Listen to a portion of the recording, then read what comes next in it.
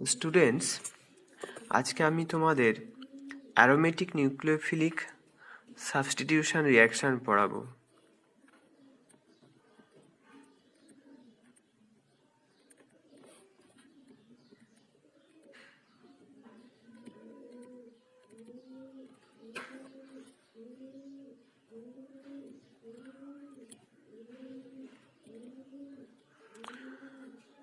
তো প্রথমেই বলে রাখা যায় যে অ্যারোমেটিক নিউক্লিওফিলিক সাবস্টিটিউশনটা হওয়ার জন্য অ্যারোমেটিক রিংয়ের ওপর একটা স্ট্রং ইলেকট্রন উইথড্রয়িং গ্রুপ দরকার, যেমন সেটা Nitro group.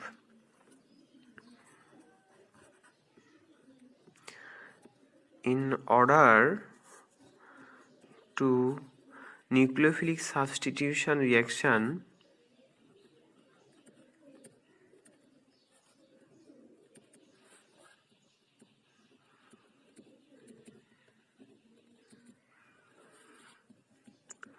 reaction, occur, there should be a group X which is strongly electron withdrawing.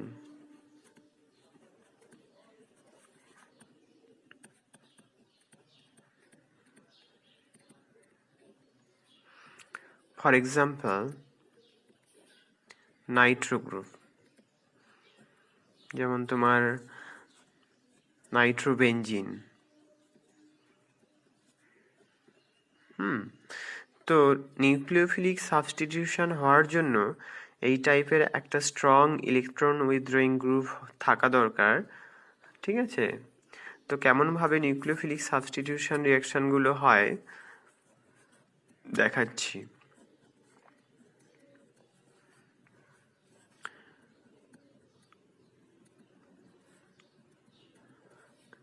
ঠিক আছে, তো একটা নিউক্লিওফাইল রিঅ্যাকশন করবে, তো কারণ নামটাই হচ্ছে নিউক্লিওফিলিক সাবস্টিটিউশন রিঅ্যাকশন।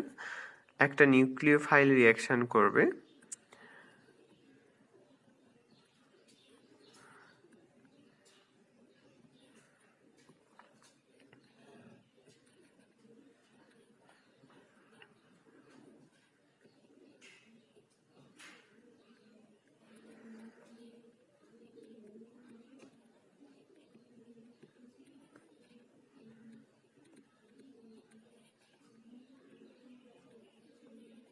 এখানে নেগেটিভ চার্জ হবে আর এইরকম থাকবে, দিয়ে আবার এই নেগেটিভ চার্জটা রেজোনেন্স স্টেবিলাইজড হবে এইভাবে।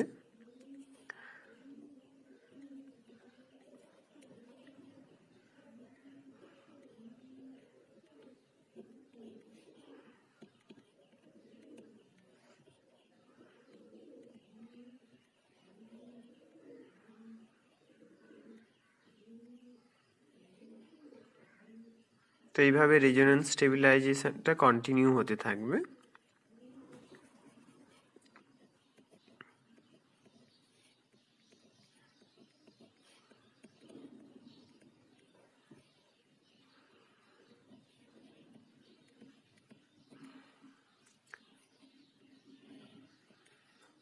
তো এই যে এই এই এই নেগেটিভ চার্জটা এই পয়েন্টে যখন এলো, তখন এটা এই নাইট্রো গ্রুপেও ডিলোকালাইজ হতে পারবে।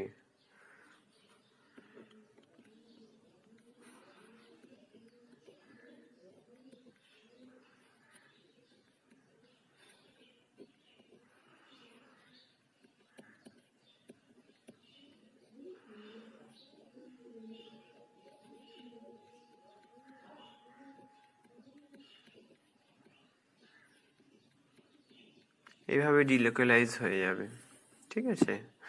তো ওভারঅল কি জিনিসটা দাঁড়ালো, এই যে এই এত ডিলোকালাইজেশন করার পরে সেটা একটা ওভারঅল পিকচার দাঁড়াচ্ছে এইরকম।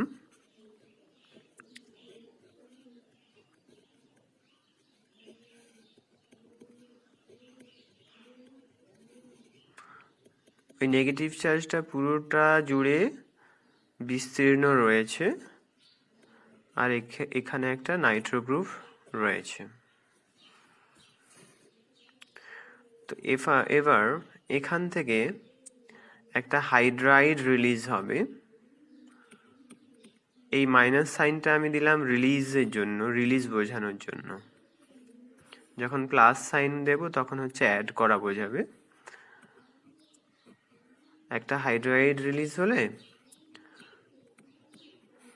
এই নিউক্লিওফাইলটা প্রতিস্থাপন হয়ে গেল এতে, অ্যারোমেটিক গ্রুপে। তো তাই এটার নাম হচ্ছে অ্যারোমেটিক নিউক্লিওফিলিক সাবস্টিটিউশন। দেখো নিউক্লিওফাইল এসে ঢুকে গেল এতে। তো এবারে কথা হচ্ছে যে এই নাইট্রো গ্রুপের রোলটা কি। এই নাইট্রো গ্রুপের দুটো রোল আছে। একটা হচ্ছে এই নাইট্রো গ্রুপটা এই অ্যারোমেটিক গ্রুপটাকে ইলেকট্রন ডেফিশিয়েন্ট করে দিয়েছে, তার জন্য এই নিউক্লিওফাইলটা সহজে এখানে অ্যাড হতে পেরেছে। আর 2 নম্বর হচ্ছে যে এই যে মেসেনহাইমার কমপ্লেক্স হচ্ছে, নেগেটিভ চার্জের এই কমপ্লেক্সটাকে বলা হয় মেসেনহাইমার কমপ্লেক্স। মেসেনহাইমার কমপ্লেক্স, মেসেনহাইমার কমপ্লেক্স, ঠিক আছে। তাহলে রোল অফ নাইট্রো গ্রুপ,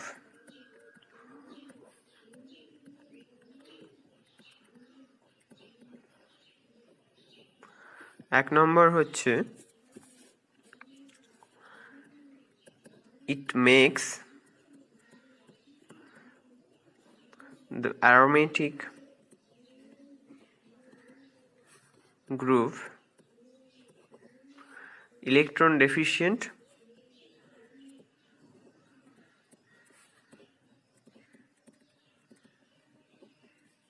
তার ফলে কি হবে যে নিউক্লিওফাইল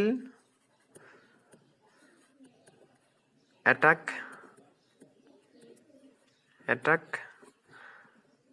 can occur easily। 2 নম্বর পয়েন্ট হচ্ছে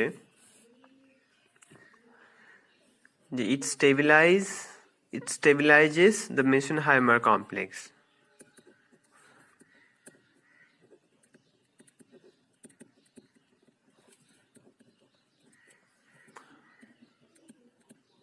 মেসেনহাইমার কমপ্লেক্স। মোদ্দা কথা হচ্ছে যে এই যে নিউক্লিওফাইলের নেগেটিভ চার্জটা অ্যারোমেটিক গ্রুপে মধ্যে ঢোকানোর জন্য একটা নাইট্রো গ্রুপ রাখতে হবে, যে কিনা কিছুটা পরিমাণে নেগেটিভ চার্জ এই অ্যারোমেটিক গ্রুপ থেকে শেয়ার করে নিতে পারবে। তা না হলে এটা ভীষণ আনস্টেবল হয়ে যাবে, রিয়াকশনটা আলটিমেটলি হবে না। তাই নাইট্রো গ্রুপটা ভীষণ দরকার। বা মানে নাইট্রো গ্রুপ এখানে একটা ইলেকট্রন উইথড্রয়িং গ্রুপ হিসেবে কাজ করছে। আরও কিছু ইলেকট্রন উইথড্রয়িং গ্রুপ রয়েছে, সেক্ষেত্রে এই নিউক্লিওফিলিক সাবস্টিটিউশনটা হয়ে থাকে। তো আমরা মেনলি নাইট্রো গ্রুপ নিয়ে ডিসকাস করব। তো এই যে বললাম যে প্রথমে নিউক্লিওফাইল আসবে, তারপরে এইরকম টাইপের একটা রেজোনেটিং স্ট্রাকচার হবে, যেটা কিনা মেসেনহাইমার কমপ্লেক্সের রেজোনেটিং স্ট্রাকচার। তো এই যে মেসেনহাইমার কমপ্লেক্স তৈরি হচ্ছে, এটা আমরা কি করে বুঝলাম? সায়েন্টিস্টরা এক্সপেরিমেন্ট করেছে, এই জন্য এরকম একটা কমপ্লেক্স আইসোলেটও করেছে। তো সমস্যাটা হচ্ছে এভিডেন্স মানে প্রমাণ, এভিডেন্স অফ মেসেনহাইমার কমপ্লেক্স।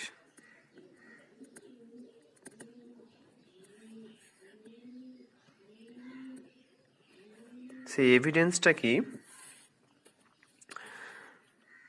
যদি আমরা এইরকম একটা হাইলি অ্যাক্টিভেটেড, মানে অ্যাক্টিভেশনটা করা হয়েছে 3টে নাইট্রো গ্রুপ দিয়ে, মানে highly activated for nucleophilic substitution reaction. এখানে মিথক্সি গ্রুপ রাখলাম এবং রিয়াকশন করালাম ইথক্সাইড দিয়ে। তাহলে এই ইথক্সাইডটা এসে এই কার্বনে অ্যাটাক করবে, এবং এই কার্বনে অ্যাটাক করবে তার কারণ হচ্ছে এই দেখো এখানে দুটো অর্থ পজিশনে নাইট্রো গ্রুপ ওই নেগেটিভ চার্জটাকে স্টেবিলাইজ করবে, এবং অ্যাট দ্য সেম টাইম এই প্যারা পজিশনে এই নাইট্রো গ্রুপটাও স্টেবিলাইজ করবে।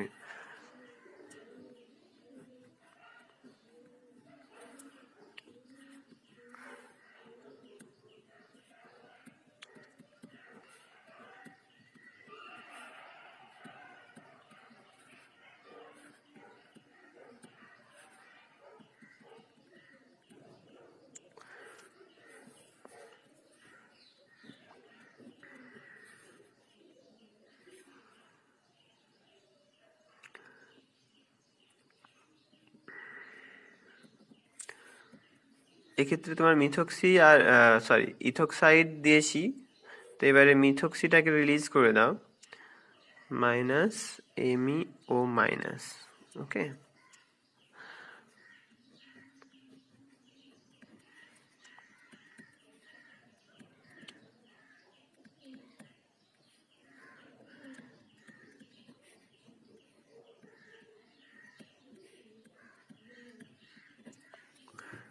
এই হচ্ছে ব্যাপার। তো এই যে কমপ্লেক্সটা, এটা হচ্ছে একটা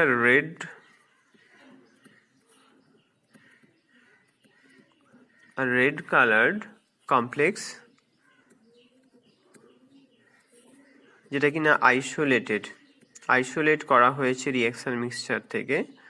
তো এটা একটা ডাইরেক্ট প্রুফ যে এরকম টাইপের একটা কমপ্লেক্স যখন আইসোলেট করা হয়েছে, যেখানে মিথক্সি আর ইথক্সি একটা কার্বনের সাথে জুড়ে আছে, তার মানে রিঅ্যাকশনটা এই পাথওয়ে দিয়েই যাচ্ছে। এটা একটা ডাইরেক্ট প্রুফ কিন্তু।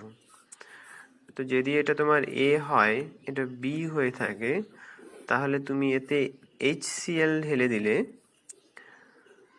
তোমার A আর B এই দুটোই মিক্সচারের মধ্যে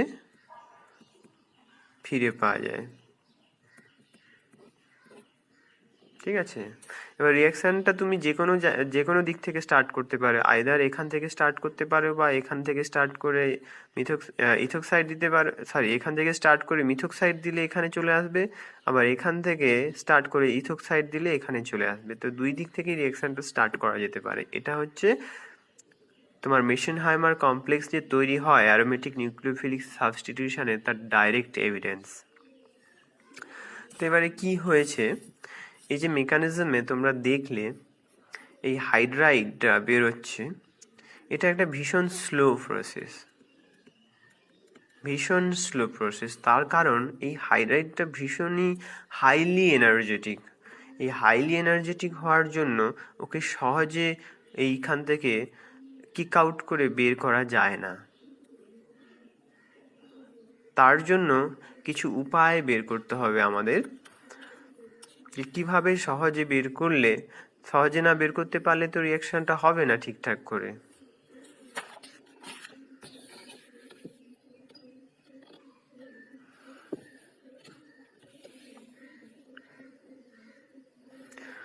বলছে the yield of the reaction is very low due to the removal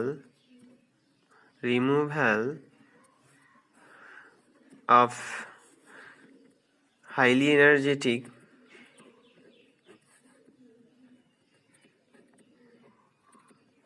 hydride anion। তাহলে আমরা কিভাবে এই সমস্যাটাকে মানে সমাধান করতে পারি? In order to carry out the reaction smoothly,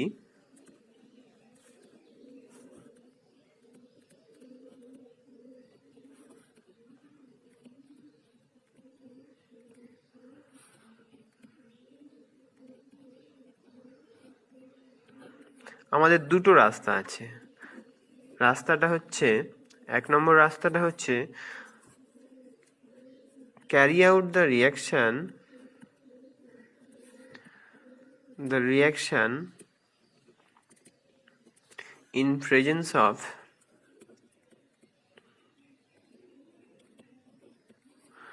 potassium ferricyanide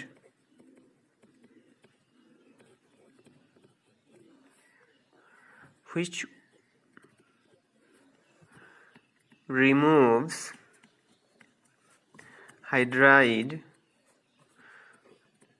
from the reaction mixture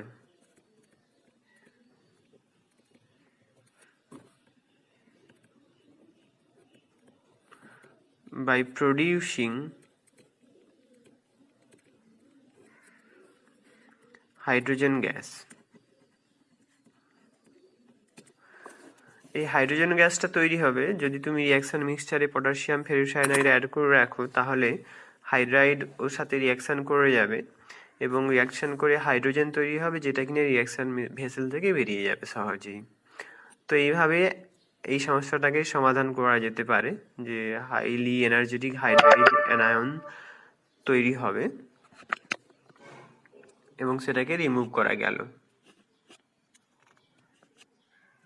আচ্ছা, 2 নম্বর রাস্তাটা কি? 2 নম্বর রাস্তাটা হচ্ছে যে হাইড্রাইড আমরা বের করব না, হাইড্রাইডের জায়গায় আমরা একটা গুড লিভিং গ্রুপ বের করব। তার জন্য আমাদেরকে একটা গুড লিভিং গ্রুপ রাখতে হবে আইদার অর্থো অথবা প্যারা পজিশনে নাইট্রো গ্রুপের রেসপেক্টে। So there should be a good leaving group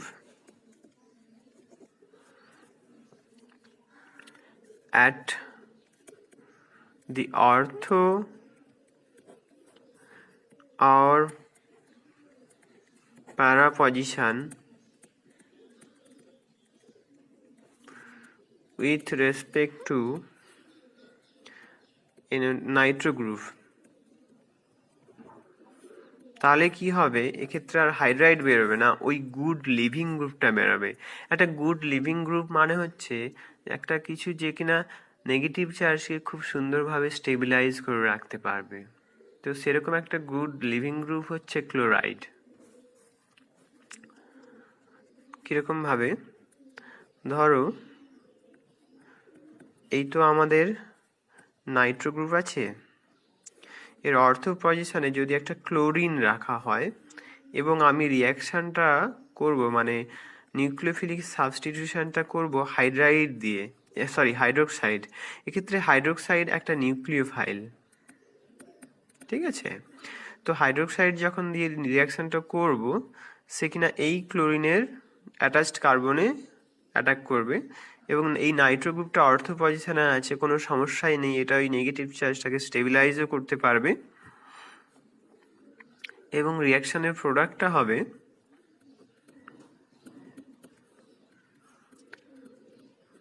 Nitro আর এখানে হাইড্রোক্সাইড প্লাস ক্লোরাইড। দেখো এক্ষেত্রে কিন্তু ক্লোরাইড বেরোলো, হাইড্রাইড বেরোলো না, ঠিক আছে? এই সিমিলারলি এই নাইট্রো গ্রুপের প্যারা পজিশনে যদি আমাদের ক্লোরিনটা থাকে এবং হাইড্রোক্সাইড দিয়ে রিয়াকশানটা করলে প্যারা পজিশনে হাইড্রোক্সাইডটা সাবস্টিটিউশন হবে আর ক্লোরাইড গ্রুপটা বেরিয়ে যাবে। কিন্তু তোমার ধরো মেটা পজিশনে যদি রিয়াকশানটা তুমি করো,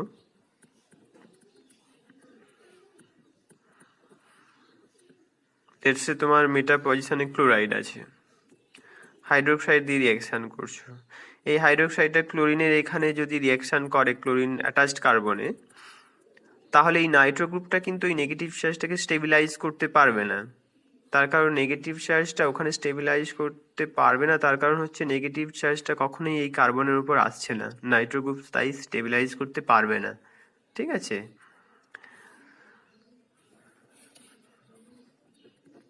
তো এই রিয়াকশানটা, এই টাইপের রিয়াকশানটা হবে না।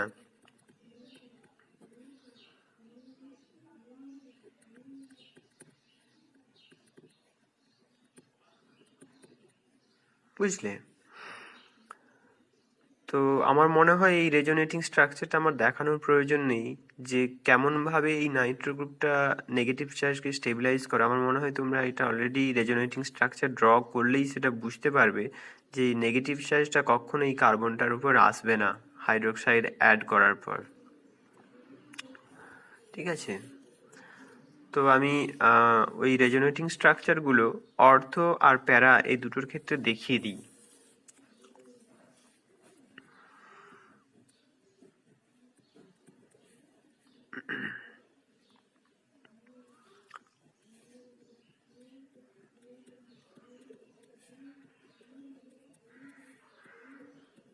এই হচ্ছে নাইট্রো গ্রুপ।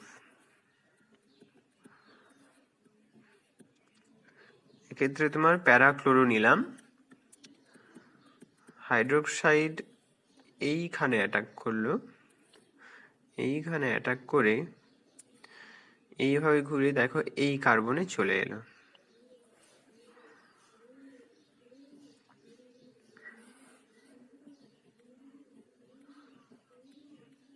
এবার এই কার্বনে যখন এলো ওই নেগেটিভ চার্জটা আবার এরকম করে ঘুরে যেতে পারে, তো সেটা আমরা একসাথেই দেখিয়ে দিতে পারি।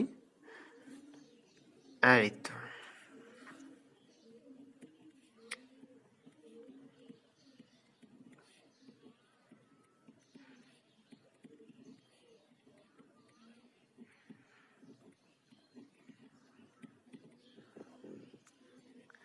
এইভাবে হলো, দিয়ে আবার ফিরে এলো, ফিরে এসে এবারে ক্লোরাইডকে কিক আউট করলো।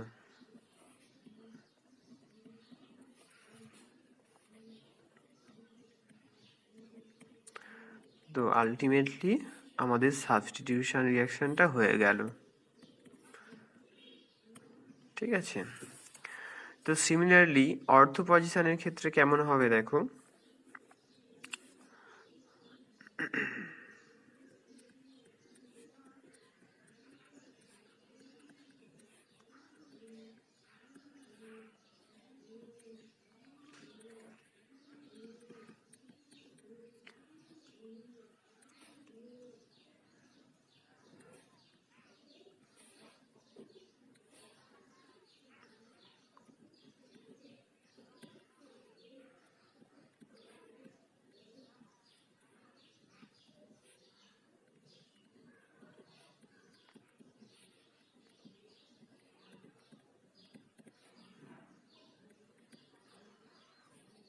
আবার এই নেগেটিভ চার্জটা ঘুরে এসে ক্লোরিনকে বের করে দেবে,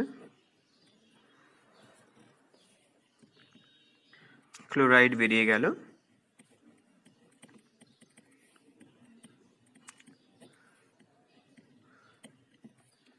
তো তাহলে ব্যাপারটা দাঁড়াচ্ছে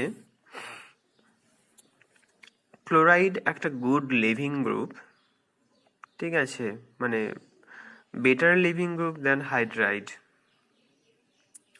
তার জন্য যখন নাইট্রো গ্রুপের অর্থ বা প্যারা পজিশনে থাকবে তখন এই হাইড্রোক্সাইড দিয়ে ওটা সাবস্টিটিউট হয়ে যাবে এবং ক্লোরিনের জায়গাতে হাইড্রোক্সাইড চলে আসবে।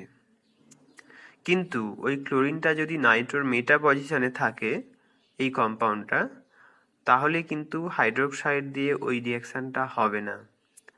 তো এইভাবে আমরা এই যে হাইড্রাইড রিলিজের সমস্যাটা মেটাতে পারি। তাহলে দুটোভাবে আমরা মেটালাম।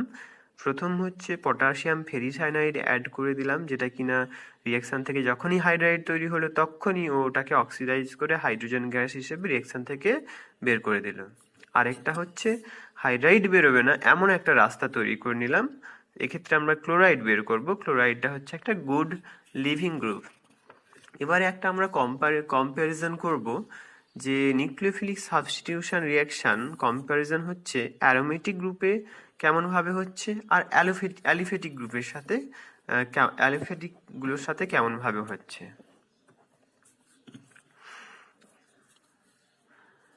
তো দেখো nucleophilic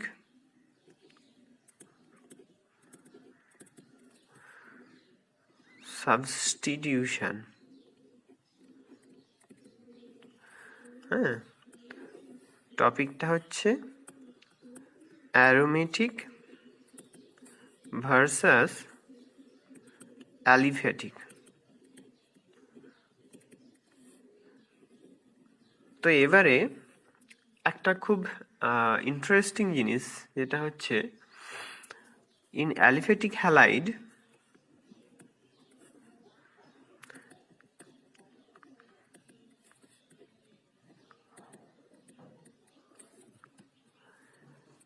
the rate of nucleophilic substitution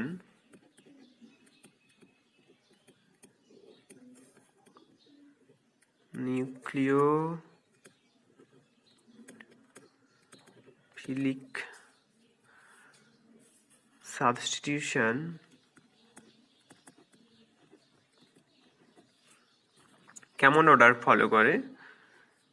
এইটা হচ্ছে অ্যালিফ্যাটিক গ্রুপ, ফ্লুরিন তো একটা হ্যালাইড, এইটা খুব কম গতিতে রিয়াকশন করবে, মানে রিয়াকশন রেটটা খুব কম হবে কার রেসপেক্টে?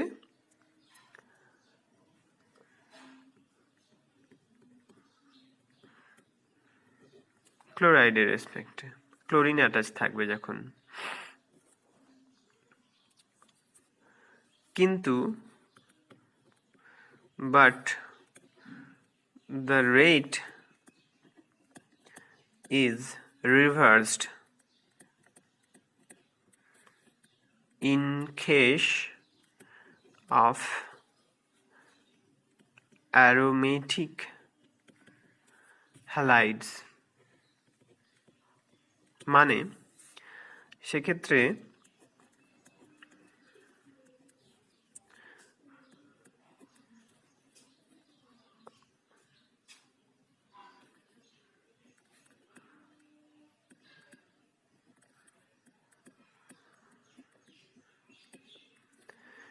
এই যে হ্যালাইডটা ফাস্টার রেটে রিয়াকশন করে নিউক্লিওফিলিক সাবস্টিটিউশনে দেন ক্লোরিন।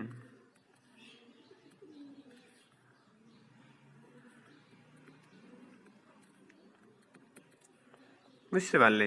মানে গল্পটা হচ্ছে, যখন অ্যালিফ্যাটিক হ্যালাইডগুলো কনসিডার করছি নিউক্লিওফিলিক সাবস্টিটিউশনে ক্ষেত্রে ফ্লুরিন মানে এই ফ্লুরিন কন্টেনিং অ্যালিফ্যাটিক কম্পাউন্ডটা খুব স্লোতে রিয়াকশন করে, আর ক্লোরাইড সেখানে খুব তাড়াতাড়ি রিয়াকশন করে। কিন্তু অ্যারোমেটিক নিউক্লিওফিলিক সাবস্টিটিউশনের ক্ষেত্রে সেটা হচ্ছে তোমার ফ্লুরিনটা খুব স্পিডে রিয়াকশন করে, ক্লোরিনটা কম স্পিডে রিয়াকশন করে। তার কারণটা কি?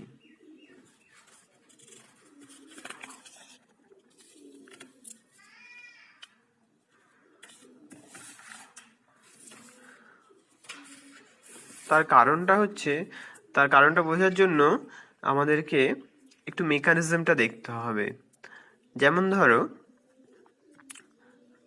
RCH2X, তাতে আমরা নিউক্লিওফিলিক সাবস্টিটিউশন করছি, তাহলে কি হবে? এই নিউক্লিওফাইলটা আসবে এরকম করে, দিয়ে এটা বেরোবে, এবং এক্ষেত্রে দেখো তোমার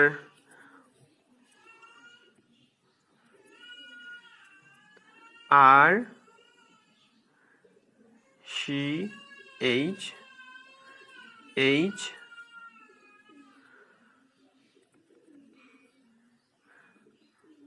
X,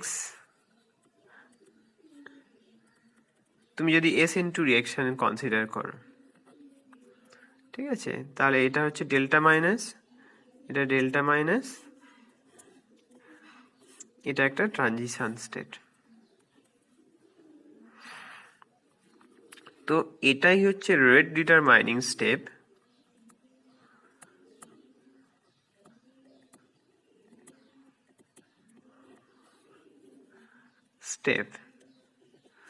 বা এটা রেট ডিটারমাইনিং স্টেপ, এটাকে স্লো স্টেপ বলেও কখনো কখনো বলা হয়, দুটো নামই ইউজ করা হয়, ঠিক আছে। তো রেট ডিটারমাইনিং স্টেপ মানে হচ্ছে যতগুলো স্টেপ ঘটবে তার থেকে এটা সব থেকে স্লো, তার জন্যই যে রিয়াকশনের স্পিডটা ডিপেন্ড করবে এই স্টেপটার উপরে, ঠিক আছে। দিয়ে কি তৈরি হচ্ছে? RCH2 nucleophile plus X minus. এক্ষেত্রে আমরা X ডিসকাশনে আমাদের X হচ্ছে একবার ক্লোরাইড, আরেকবার হচ্ছে ফ্লুরাইড, ক্লোরিন আর ফ্লুরিন, ঠিক আছে। তো এবারে কথাটা হচ্ছে তাহলে কেন ফ্লুরিনের ক্ষেত্রে কম? কারণ দেখো কার্বন ফ্লুরিন বন্ড এনার্জি খুব বেশি দেন কার্বন ক্লোরিন বন্ড এনার্জি। তো যখন কার্বন আর ফ্লুরিনের বন্ড এনার্জি খুব বেশি হবে, সেক্ষেত্রে এই বন্ডটা ব্রেক করাটা খুব ডিফিকাল্ট হয়ে যাবে ফ্লুরিনের ক্ষেত্রে। ক্লোরিনের ক্ষেত্রে রিলেটিভলি ইজিয়ার হবে। ঠিক আছে, তো তার জন্য রেট ডিটারমাইনিং স্টেপটা ক্লোরিনের ক্ষেত্রে ফাস্টার হবে দেন ফ্লুরিন।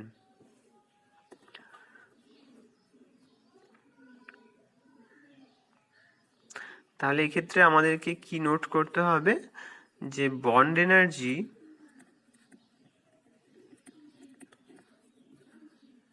অর্ডারটা হচ্ছে, বন্ড এনার্জিটাকে ই ধরো, কার্বন আর ফ্লুরিনের অনেক বেশি then bond energy of carbon আর ক্লোরিন। ঠিক আছে, সেই জন্য তোমার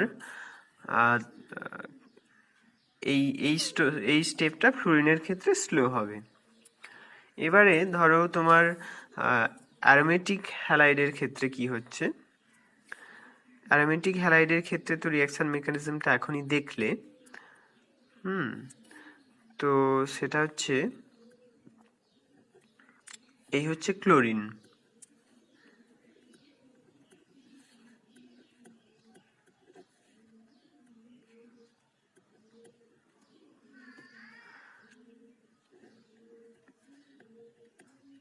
নিউক্লিওফাইল এলো,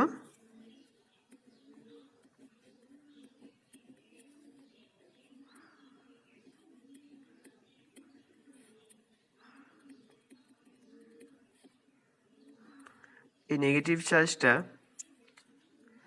নাইট্রো গ্রুপ দিয়ে স্টেবিলাইজড হলো,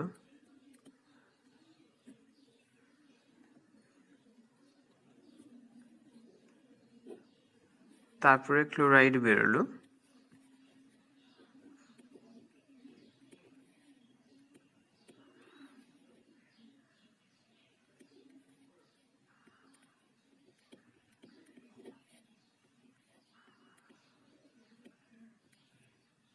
ঠিক আছে, তো ফ্লুরিনের ক্ষেত্রেও তাই।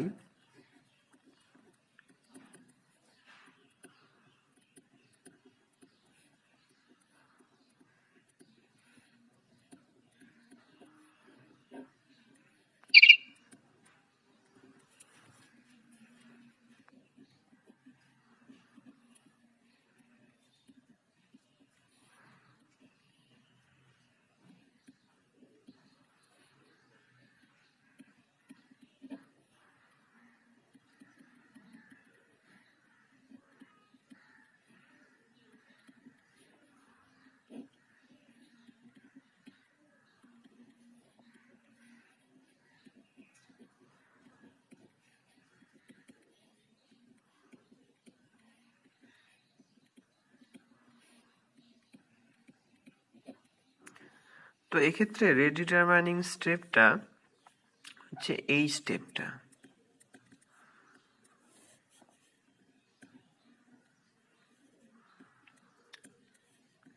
দেখো কোন স্টেপটা রেট ডিটারমাইনিং স্টেপ, না যেই স্টেপে তোমার নিউক্লিওফাইলটা অ্যাড হচ্ছে। এবারে এই নিউক্লিওফাইলটা অ্যাড হবে তাড়াতাড়ি যখন এই রিংটা বেশি বেশি করে ইলেকট্রন ডেফিসিয়েন্ট থাকবে, এই রিংটা বা এই রিংটা। তো কার ক্ষেত্রে, এই দুটোর মধ্যে কার ক্ষেত্রে রিংটা বেশি electron deficient?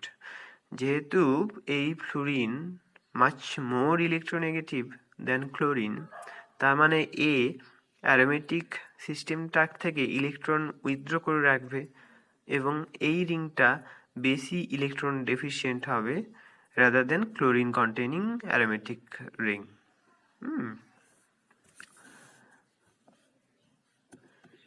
The fluorine atom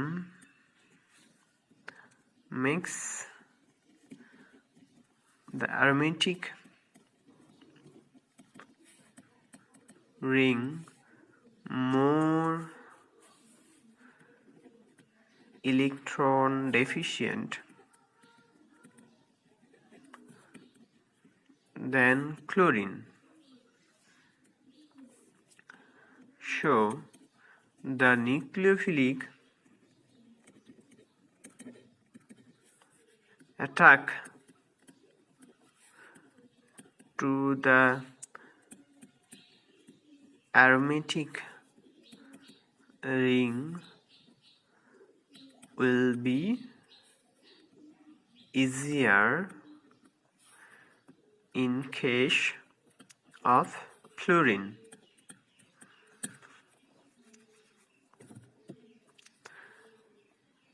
আর এই তোমার নিউক্লিওফিলিক অ্যাটাক এটাই হচ্ছে রিঅ্যাকশনের রেট ডিটারমাইনিং স্টেপ। তার জন্য therefore fluorine containing aromatic ring will undergo nucleophilic substitution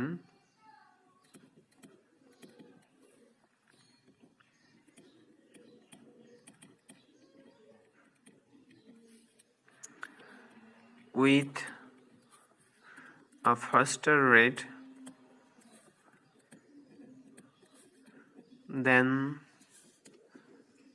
that for chlorine. তার মানে দেখেছো জিনিসটা জাস্ট উল্টো। অ্যালিফেটিকের ক্ষেত্রে ক্লোরিন কন্টেইনিং অ্যালিফেটিকগুলো নিউক্লিওফিলিক সাবস্টিটিউশন তাড়াতাড়ি হয়, অ্যারোমেটিকের ক্ষেত্রে ফ্লোরিন হয়। কারণটা খুবই সিম্পল, ক্লোরিনের অ্যালিফেটিকের ক্ষেত্রে রেট ডিটারমাইনিং স্টেপে এই বন্ডটা ব্রেক করছে, সেক্ষেত্রে ফ্লোরাইড কার্বন বন্ড অনেক বেশি এনার্জেটিক, অনেক বেশি স্ট্রং, তাই এই রিঅ্যাকশনটা স্লো হবে ফ্লোরিনের ক্ষেত্রে। কিন্তু ক্ষেত্রে ফ্লোরিনটা এই অ্যারোমেটিক রিংটাকে ইলেকট্রন ডেফিসিয়েন্ট করে দিচ্ছে বেশি করে, তাই এক্ষেত্রে রিঅ্যাকশনটা বেশি হবে, খুব তাড়াতাড়ি হবে দেন ক্লোরিনের ক্ষেত্রে।